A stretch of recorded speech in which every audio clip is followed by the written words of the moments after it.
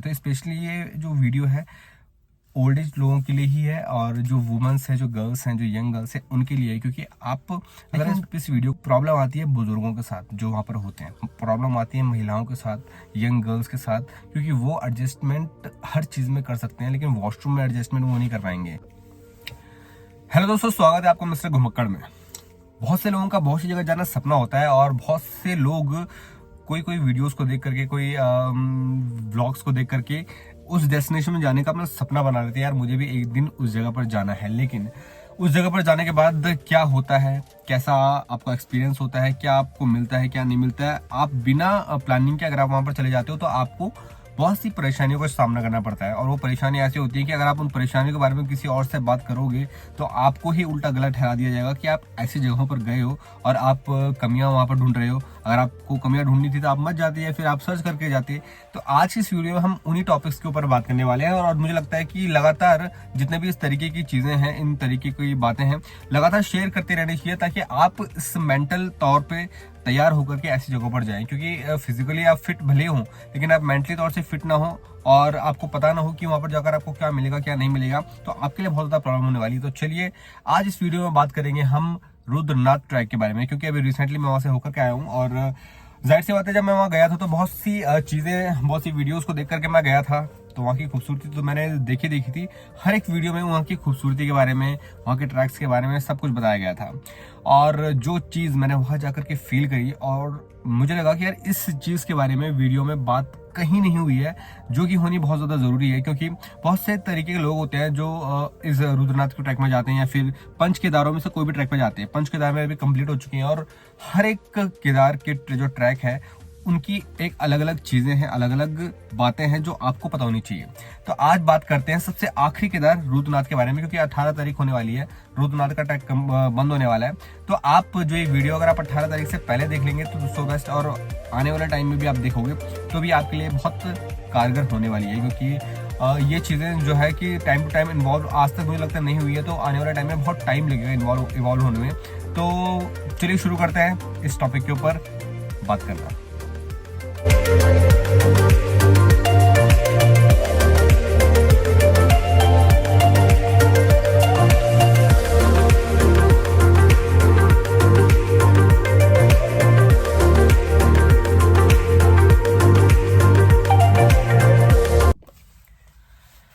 रुद्रनाथ, दोस्तों रुद्रनाथ चौथा नंबर का केदार आता है और सबसे हाइट पर बसा हुआ ये केदार है। और यहाँ पर भगवान शिव के मुख के दर्शन होते हैं और इस दृश्य को देखने के लिए बहुत दूर दूर से जो श्रद्धालु हैं भगवान रुद्रनाथ के दर्शन के लिए जाते हैं। वैसे तो आप केदारनाथ भी जाते हो, आप तुंगनाथ भी जाते हो, आप मदमेश्वर भी जाते हो, लेकिन आपको यहाँ के मुकाबले बहुत सी चीजें ऐसी है जो मिल जाती है जिससे आप कॉम्प्रोमाइज कर लोगे, कोई दिक्कत नहीं है, आप सब चीजों को हैंडल कर लोगे। लेकिन यहाँ पर एक चीज ऐसी है जहाँ पर आप बिल्कुल भी कॉम्प्रोमाइज नहीं कर पाते हो और वो चीज आज तक उन चीजों के ऊपर किसी ने बात नहीं करी है। तो चलिए आज उसके ऊपर बात करते हैं, लेकिन बात शुरुआत करते हैं सगर गाँव से, क्योंकि वहां से आपका ट्रैक स्टार्ट होता है और जो जर्नी है वहीं से स्टार्ट हो जाती है और वहां से जो चीजें पता चलने वाली होती हैं वो आपके लिए बहुत इंपॉर्टेंट है। सगर गाँव में जैसे आप पहुंचते हो दोस्तों, तो मेरे ख्याल से आपको सगर गाँव पहुंच जाना चाहिए थोड़ा सा जल्दी, क्योंकि आप जितनी ज्यादा हो सके उतनी ट्रैक करके आप एक ऐसे डेस्टिनेशन तक पहुंच जाओ जहां पर आपको फैसिलिटी रुकने की मिल जाए। क्योंकि ऐसा है ना कि आप सगर गांव में अगर आप रुकते हो तब भी आपको कहीं ना कहीं रुकना ही पड़ेगा। चाहे आप पनार में रुकिए, चाहे आप पुंग में रुकिए, चाहे आप लुईटी बुग्याल, 3-4 जगह वहां पर ऐसी है जहां पर आप रुक सकते हैं। और वहां पर रुककर आप एक दिन आपको कहीं ना कहीं रुकना पड़ेगा। क्योंकि मुझे पूरा ट्रैक, जब हम ट्रैक कर रहे थे कि हमारी चलने की स्पीड थोड़ा सा तेज थी, हम सुबह 6 बजे वहां से निकले थे और दिन में 2 बजे हम वहां पहुंच गए थे। क्योंकि सब लोग हैरान थे यार इतनी जल्दी ये कैसे पहुंच गए, क्योंकि लोगों को 2-2 दिन से चढ़ाई करने लग रही थी और 2 दिन से चढ़ाई कर रहे थे। वो बीच में रास्ते में एक जगह आती है पन्यार में रुके थे और पन्यार के आगे आपके 10 किलोमीटर तक कोई भी रुकने की जगह नहीं है, पानी आपको कुछ नहीं मिलेगा। तो सब लोग ने सोचा कि यार वहीं रुकते हैं, क्योंकि हमारी स्पीड तेज थी, हम थोड़ा जल्दी पहुंच गए।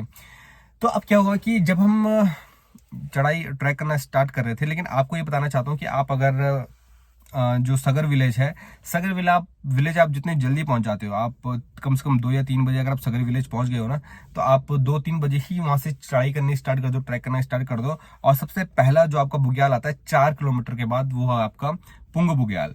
पुंग बुग्याल में आपको रुकने की जगह मिल जाएगी, आपको वॉशरूम मिल जाएगा, आपको खाना टेस्टी मिल जाएगा और नाइट स्टे आपका एटलीस्ट अच्छा हो जाएगा। वहाँ पर आपके नेटवर्क भी आते हैं और आप इजीली वहाँ पे अपना जो नाइट स्टे है वो कर सकते हैं, क्योंकि अगर आप सगर गांव में रुकोगे और आपके पास अगर जियो का सिम है तो नेटवर्क वहाँ पे बिल्कुल नहीं आने वाले, क्योंकि जियो का नेटवर्क सगर में 0% है, वहाँ पे बिल्कुल भी नेटवर्क नहीं आते हैं। लेकिन वहाँ पे आपको ब्यूटी बहुत अच्छी मिलती है। लेकिन अगर आप थोड़ा सा ऊपर हाइट में आ जाते हो 3-4 किलोमीटर की, तो आपको वहाँ पर रुकने के लिए स्टे मिल जाता है पुंग, और वहाँ पे खाना बहुत बढ़िया है।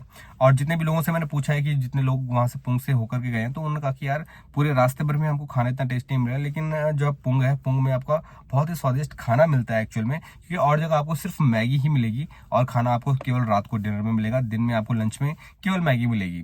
तो आप अगर वहीं से खाते हो तो आप आराम से पुंग में नाइट स्टे करके आगे की तरफ चल सकते हो। तो जैसे ही आप आगे की तरफ चलना स्टार्ट करते हो दोस्तों, तो आप मेंटल तरीके से ये तैयार हो जाइए कि आपको चलना बहुत पड़ेगा, क्योंकि देखिए जिसकी चलने की स्पीड बहुत तेज होती है ना, वो कम से कम 8 घंटे के अंदर कंप्लीट कर लेगा ट्रैक को। लेकिन आप जिसकी स्पीड चलने की तेज नहीं है तो वो बहुत स्लो स्लो चलेगा। और मुझे लगता है कि आपको अपनी स्पीड आराम रखनी चाहिए, क्योंकि आप अगर अपनी स्पीड को स्लो रखोगे तो आपके लिए बेहतरीन है। क्यों है वो मैं आगे चल के बताऊंगा। मैं तो कहता हूँ आप जितना स्लो चलोगे वो आपके लिए बेहतरीन है, क्योंकि एंड में जो आपको बताने वाला हूँ ना वो बहुत ही ज्यादा इंपॉर्टेंट है। तो जैसे आप ऊपर के लिए चलोगे अपनी स्पीड को स्लो रखिए, अपने पास खाने पीने की चीजें रखिए, पानी की बोतल रखिए, क्योंकि आपको एक टाइम लिमिट तक ही आपको एक पानी मिल पाएगा। पानी उसके बाद आपको खत्म हो जाएगा पानी आपका, फिर उसके बाद सीधा 5-6 किलोमीटर के बाद मिलेगा और आप बहुत प्यास तरस जाओगे। लेकिन ये होता है ना, बहुत से लोगों के पास पानी होता है और कई लोगों के पास पानी नहीं होता है। तो अगर आपको पानी किसी रास्ते में मांगते हुए मिल गया तो ठीक है, वरना आप बहुत प्यासे चलोगे और रास्ते में हर 2 घंटे में हर एक कदम पे आपको 2-2 घूंट मारनी जरूरी होती है। तो आप जितना हो सके अपने पास एक 2 लीटर की बोतल रख लो और उन 2 लीटर की बोतल में आप अपना पानी भरो। आपको पन्यार तक 12 किलोमीटर तक आपको रास्ते भर में पानी मिलता रहेगा। जब आप पन्यार में पहुंच जाओगे तो स्लो चलने के लिए मैं आपको इसलिए कह रहा हूँ क्योंकि आप पन्यार में नाइट स्टे करो, क्योंकि उसके आगे 10 किलोमीटर तक कुछ नहीं है। अगर आप ट्रैक करते आपको अगर 2 या 3 बज जाते हैं तो आप वहां पर चलना स्टॉप कर दो। अगर आप सुबह सुबह निकले हो 8 बजे पुंग से, या फिर आप सुबह सुबह निकले जल्दी निकले हो सगर से, तो आप इस होड़ में मत रहिए कि हमको दिन में हमको मंदिर पहुंचना है। मंदिर आप अगले दिन ही जाओ, ये मेरी रिक्वेस्ट है कि आप मंदिर अगले दिन जाओ और जितना स्लो हो सकता है उतना स्लो चलो। जो प्रकृति के नज़ारे हैं वो आप लेते चलो। बहुत ही खूबसूरत ये ट्रैक है, बहुत ही ज़्यादा, बोलते हैं ना इतना खूबसूरत, शायद मुझे ऐसा बोल नहीं सकता कि इतना खूबसूरत कहीं और नहीं था, लेकिन वाकई में बहुत ज़्यादा खूबसूरत है। पन्यार तक आपको खूबसूरती भले ना दिखे, लेकिन पन्यार के आगे आपको खूबसूरती ही खूबसूरती दिखेगी। रास्ते में 2 बुग्याल आते हैं, उन दोनों बुग्यालों की एक अलग खूबसूरती है। बारिश होती है तो उसमें भी है, और बारिश नहीं होती है, बादल होते हैं, तो उसमें वो खूबसूरती आप दिखाई देगी। लेकिन आगे हम जो बताने वाला हूँ आपको वो बहुत ही ज़्यादा इंपॉर्टेंट है। खूबसूरती के साथ साथ आपको वो चीज़ें पता होनी चाहिए।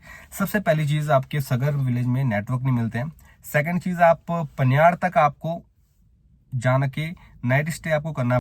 अब मैं आपको रुकने के लिए क्यों बोल रहा हूँ, इसके पीछे भी एक रीजन है। अगर आप 3 बजे तक मंदिर पहुंच जाते हो, ठीक है, नहीं अगर आप 12 बजे तक या 1 बजे तक मंदिर पहुंच जाते हो, तो आप बिना दर्शन किए तो वापस आओगे नहीं, आपको दर्शन करने ही पड़ेंगे। तो सबसे पहली चीज़ है दोस्तों, जब आप मंदिर में पहुंचते हो ना, मंदिर में रुकने के लिए बहुत ही लिमिटेड जगह है। कम से कम 50 लोगों से ज़्यादा की जगह नहीं है। आपको सेपरेट बेड आपको बिल्कुल भी नहीं मिलेगा।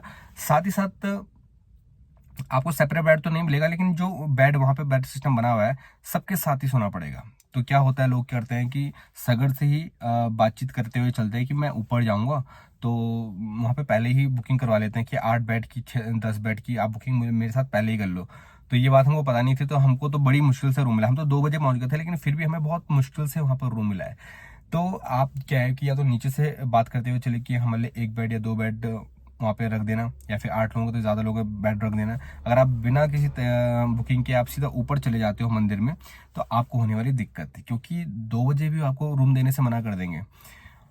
चलो आप जैसे तैसे आप रूम मिल भी जाएगा, क्योंकि 3 बजे आपकी आरती स्टार्ट होती है। 3 बजे के बाद आपका मंदिर का जो गेट है वो खुल जाता है। लेकिन तो आप 12 बजे भी पहुंच जाओगे तो भी आपको कोई वो है कि आप दर्शन नहीं कर पाओगे अंदर महाराज के। तो आप सोचोगे कि यार अगर आपको 3 बजे तक रूम नहीं मिला, क्योंकि अब जब पीक सीजन होता है तो लोग वहाँ पे बहुत ज़्यादा जाते हैं। कम से कम 300 लोग वहाँ पे मंदिर में चले जाते हैं रात को भगवान के दर्शन करने के लिए। लेकिन वहाँ पे रुकने की जगह तो केवल 50 लोगों की है। आप 300 लोग अगर आप ऊपर चले जाओगे तो आपके रुकने की जगह तो बिल्कुल ही नहीं होगी।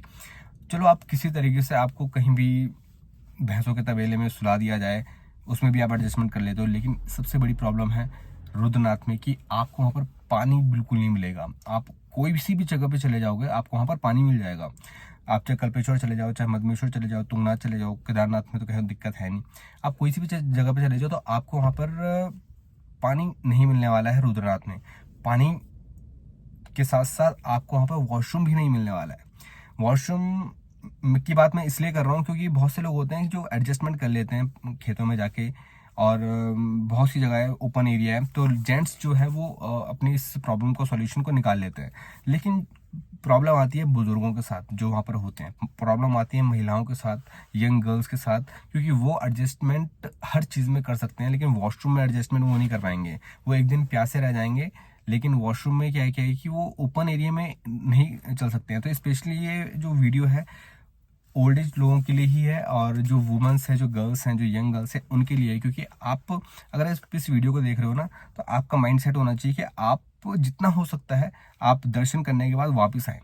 क्योंकि अगर आप जैसे रात को पनियार में रुकते हो तो आप अगर सुबह सुबह चलना स्टार्ट करते हो तो मुश्किल से आप 9 बजे तक आप पहुंच जाओगे, 9 या 10 बजे तक। क्योंकि पनियार से हम तो रेगुलर चल रहे थे, 11 बजे हम पनियार में थे और हम 2 बजे पहुंच चुके थे मंदिर के अंदर।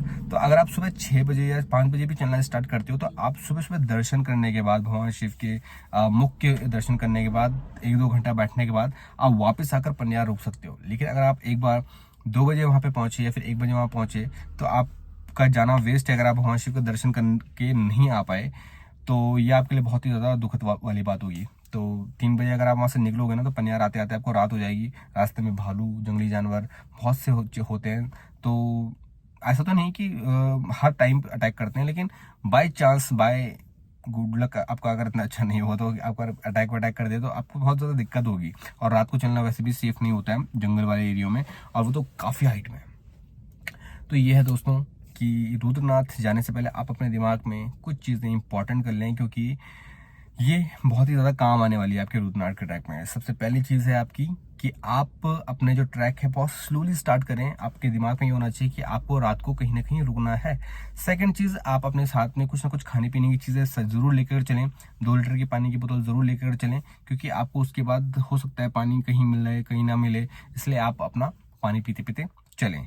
हो सकता है आप घोड़ों को बिल्कुल अवॉइड कीजिए, क्योंकि जो वहाँ के रास्ते हैं बहुत ही ज़्यादा उबड़ खाबड़ हैं, और गलती से अगर घोड़े का पैर फिसल गया, आप अपने पैरों के सहारे चल रहे हैं ना, तो आप रेंगते रेंगते भी आप पहुँच सकते हो ऊपर। लेकिन घोड़ा अगर एक बार अपने उससे नहीं चल रहा, घोड़ा अपने मालिक के पैरों से चल रहा है, मालिक जैसा डंडा मारेगा वो आगे भागेगा, और भागते भागते उसका पैर अगर फिसल गया और आप घोड़े में बैठे हुए और आप स्लिप हो गए तो आपकी तो चीथड़े कहीं दिखेंगे नहीं। तो जाहिर सी बात है आप घोड़ों को वहाँ पर अवॉइड कीजिए, क्योंकि घोड़े में जाना बहुत ही ज़्यादा रिस्की होता है। घोड़े केवल सामान ढोने के लिए वहाँ पे हैं, तो उनको सामान ढोने के लिए रखें। वो अपने लालच के लिए 5-6 हज़ार रुपये लेके आपको ट्रैक करवा देते हैं।